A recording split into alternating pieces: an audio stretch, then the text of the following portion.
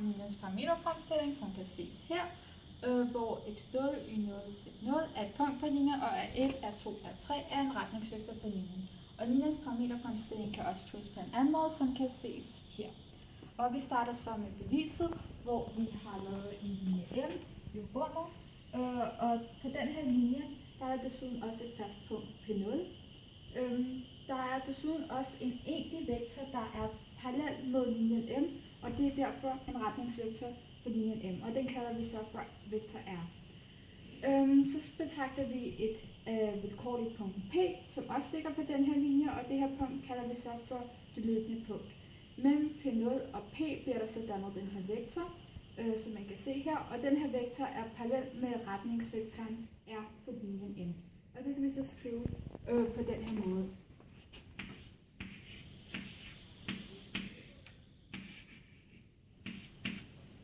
Og så ved vi, at når to vektorer er parallelle, så kan man finde et tal t, som man kan gange på den ene vektor for at få den anden vektor. Og man kan så se, at hvis P0 og P falder sammen, så giver det en nulvektor, og det vil så sige, at t skal være 0.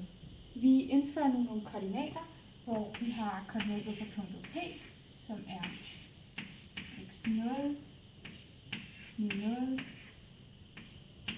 z0. Og så har vi koordinaterne for retningsvektoren, som er det her. Og så ved vi så, at til et hvert punkt P svarer en værdi af t. Det kan vi så skrive på den her måde.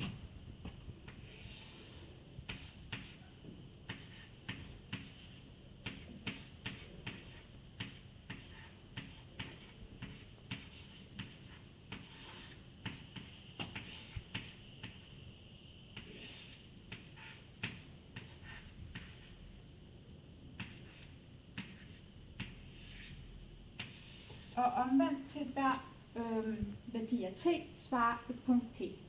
Og det skriver vi så sådan her.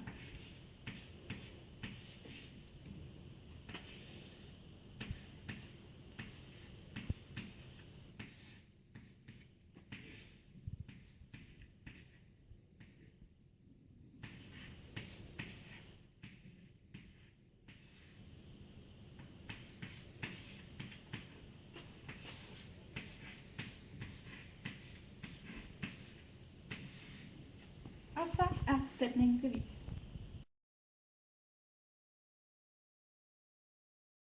Vis planens ligning, og den ser ud som her. Og vi ved, at en plan gennem punktet P0 med normalvektoren, som består af alle de punkter P, for hvilket vil sige, at P0 P-vektoren gange med normalvektoren vil give 0. Det vil altså sige, at P0 P-vektoren og normalvektoren står vinkelret på hinanden. Og det kan vi se her, hvor vi har P0, det faste punkt i planet, og P, som er det løbende punkt i planet, hvoraf normalvektoren står vinkelret på. Det hvor vi har P0 P-vektoren her. Vi ved derudover, at den plan alfa gennem punktet P0 med normalvektoren vil have følgende ligning, som der ses heroppe. Vi indfører nu nogle koordinatsæt. Vi starter med P0, som har koordinatsættet x0, y0, z0. Så har vi det løbende punkt i planet, som hedder P, og det har koordinatsættet x, y og z. Og så har vi normalvektoren i planen, som er a, b, c. Og det kan også skrives som den her måde. Ja. Og så kan vi lige indsætte de her koordinatsæt i formlen her. Så vi får x minus x0, y minus y0 og z minus z0. Og det ganger vi så med vores normalvektor, a, b, c. Det vil give 0, og så ganger vi det ind, så vi får a plus b gange y minus y0 plus c z minus z0 er lig med 0. Og vi har nu bevist planens.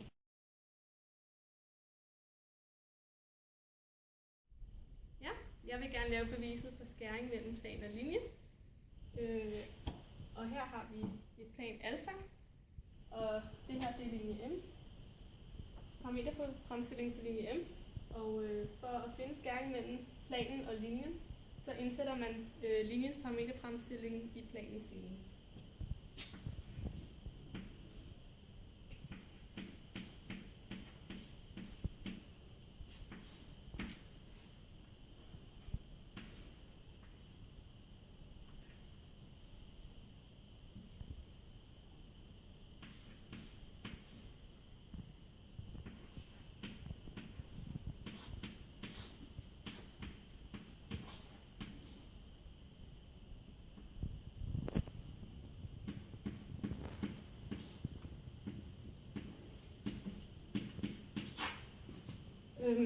Og når man forkorter det ned, så kommer man til at se sådan her.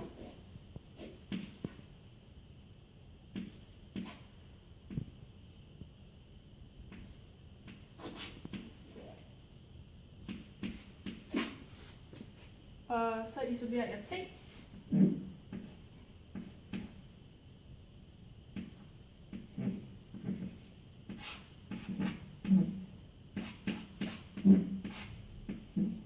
Og det er så lige med minus en halv. Og når T er lige med et tal, så betyder det, at der er en skæring imellem plan og linje. Og for at finde koordinaterne til den her skæring, så indsætter jeg bare T på linjens parameterfremstilling.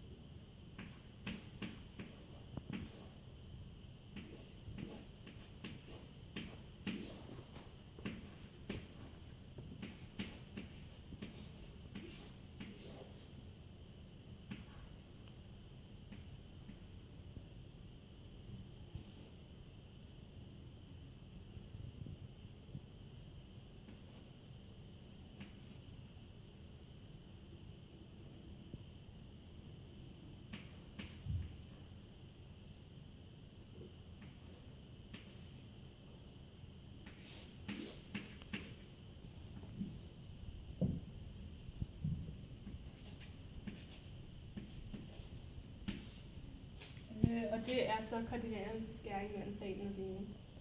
Og skæringen mellem en linje og for eksempel XY-planen, det finder man ved at sætte z lig med 0. Så det gør jeg.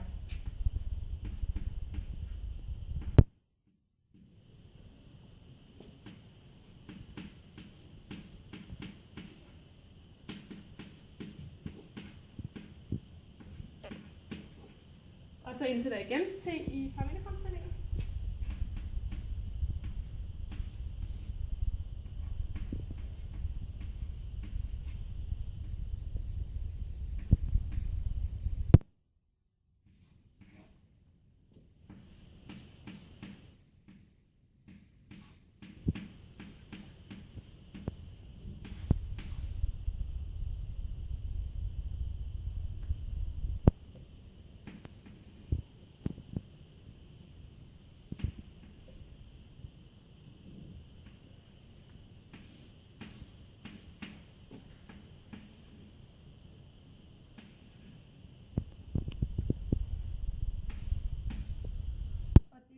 Det er så skæringen mellem linjen M og XY-planen.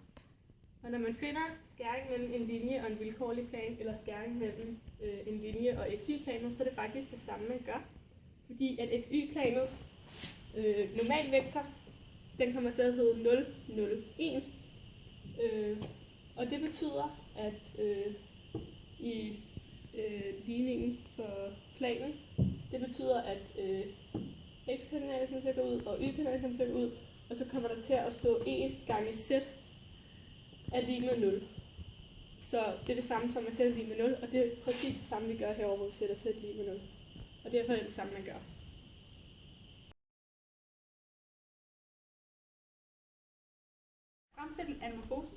vi med at lave en retningsvektor. Det gør vi ud fra vores øjepunkt, som vi valgte at kalde O, og for det må så være kanten på vores figur. Vi har valgt at lave en kube, altså et kvadrat, og vi laver så den her retningsvektor. Retningsvektoren er så lige med vektoren for AO.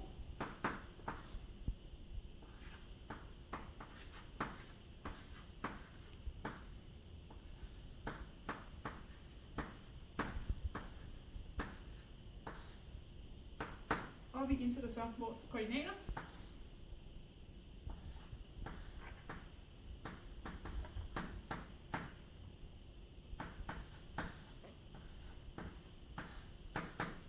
Og sidst udregner vi.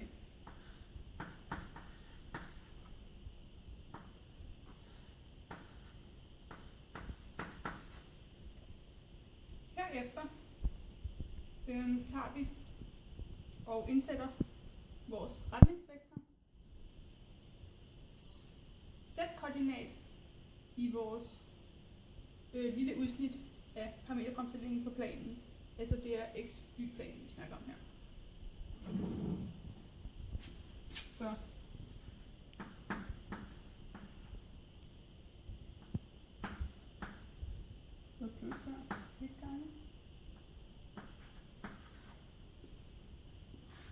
og da vi ved, at det er xy-planen, vi befinder os i, så kan vi sætte z-koordinaten til 0. Så det gør vi lige. Så indsætter vi sådan set bare de øvrige. Og så bytter jeg lidt rundt på det, fordi vi har minus 100 her, så det vil være dumt at skrive det anderledes. Ja. Herefter isolerer vi så t.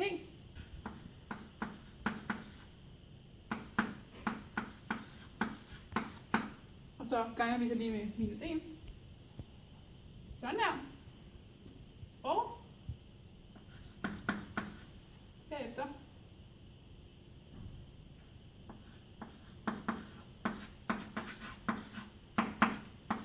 har vi så isoleret t. Denne t kan vi så indsætte i de øvrige parameterfremstillinger for x-koordinaten og y-koordinaten. Så vi har x lig 0 plus t gange er 1. Fordi det er retningsvektoren. Men vi indsætter så vores tal her i parameterfremstillingen for x. Så kan jeg bare skrive lige efter, hvor vi har den her som 0. Og så får vi minus 100.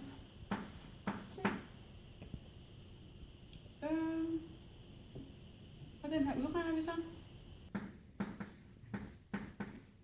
Sådan her. Yes.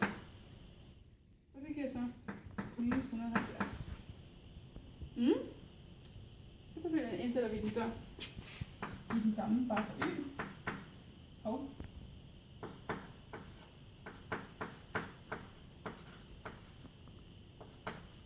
her har vi så også, at y er 0. Og vi sender også 0 derovre. Sådan der. Og igen skal vi så indsætte t. Således. Og det giver altså 0. Disse koordinater udgør så skæringspunktet for A i planen. Vi skriver altså her til sidst koordinatet op for skæringspunktet. Vi kalder skæringspunktet S. Og det hedder så minus 70 herfra, 0 herfra og 0 herfra. Og det er så skæringspunktet. Vores tegning er dog kun tredimensionel herfra. Vi kan lige vise tegningen.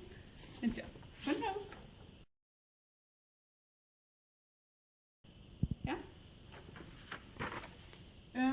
Når man ønsker at lave en mere generel formel, så tager vi igen udgangspunkt i den her del her, hvor vi faktisk bare isolerer t. har stadigvæk det med, at z er lige med 0. Så vi får altså, skriver vi op igen,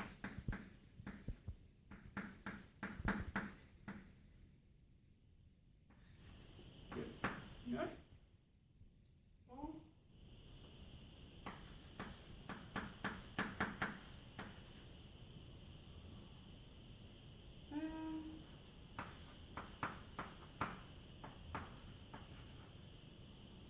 var ting ved vi at dividere med retningsvektorens tredje koordinat. Det her ting indsætter man så i parameterfremstillingen, og på den måde får man alle koordinater for både x, y og z på en gang.